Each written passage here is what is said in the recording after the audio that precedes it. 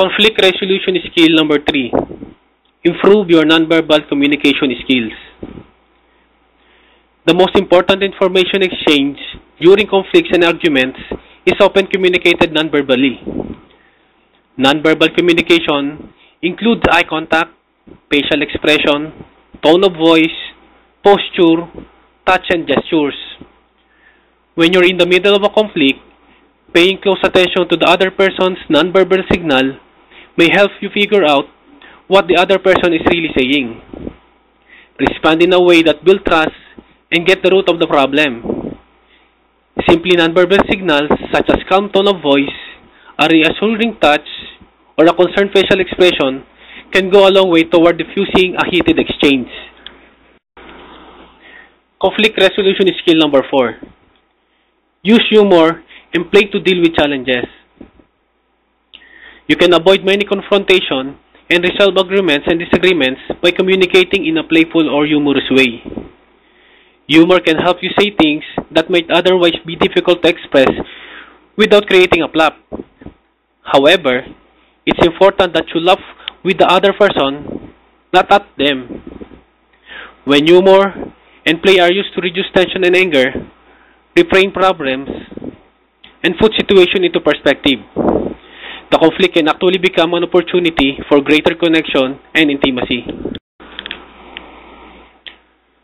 Tips for managing and resolving conflict. Managing and resolving conflict requires emotional maturity, self-control, and empathy. It can be tricky, frustrating, and even frightening. You can ensure that the process is as positive as possible by sticking to the following conflict resolution guidelines. First, make the relationship your priority. Maintaining and strengthening the relationship rather than winning the argument should always be your first priority. Be respectful of the other person and his or her viewpoint. Second, focus on the present. If you're holding on to the old hurts and resentments, your ability to see the reality of the current situation will be impaired. Rather than looking to the past and assigning blame, focus on what you can do in the here and now to resolve the problem. Third, pick your battles. Conflict can be draining, so it's important to consider whether the issue is really worthy of your time and energy. Maybe you don't want to surrender a parking space if you've been circling for 15 minutes. But if there are a dozen of spots, arguing over a single space isn't worth it.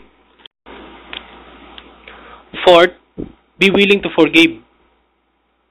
Resolving conflict is impossible if you're unwilling or unable to forgive. Resolution lies in releasing the urge to punish, which can never compensate for our losses and only adds to our injury by further depleting and draining our lives. And fifth, know when to let something go. If you can't come to an agreement, agree to disagree. It takes two people to keep an argument going. If a conflict is going nowhere, you can choose to disengage and move on. Fair fighting ground rules. Remain calm. Try not to overreact to difficult situations. By remaining calm, it will be more likely that others will consider your viewpoint. Next, express feeling in words, not actions. Telling someone directly and honestly how you feel can be a powerful form of communications. If you start to feel so angry or upset that you feel you may lose control, take a time out and do something to help yourself feel steadier. Be specific about what is bothering you. Vague complaints are hard to work on. Deal with only one issue at a time. Don't introduce other topics until each is fully discussed. This avoids the kitchen sink effect where people throw in all their complaints while not allowing anything to be resolved. No hitting below the belt. Attacking areas of personal sensitivity creates an atmosphere of distrust, anger, and vulnerability. Avoid accusations. Accusations will cause others to defend themselves. Instead, talk about how someone's action made you feel. Don't generalize. Avoid words like never or always. Such generalizations are usually inaccurate and will heighten tensions. Avoid make-believe. Exaggerating or inventing a complaint or your feelings about it will prevent the real issues from surfacing. Stick with the facts and your honest feelings. Don't stockpile. Storing up lots of grievances and hard feelings over time is counterproductive. It's almost impossible to deal with numerous old problems for which interpretation may differ.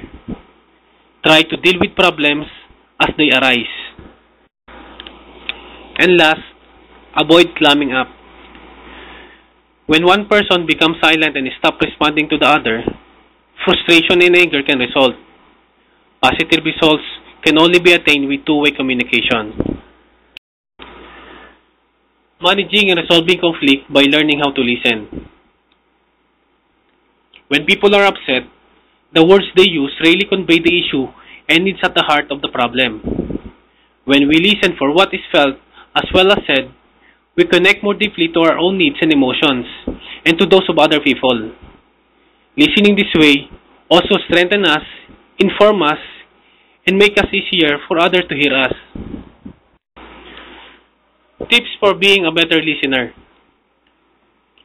Listen to the reason the other person gives for being upset. Make sure you understand what the other person is telling you from his or her point of view. Repeat the other person's word and ask if you have understood correctly. Ask if anything remains unspoken, giving the person time to think before answering.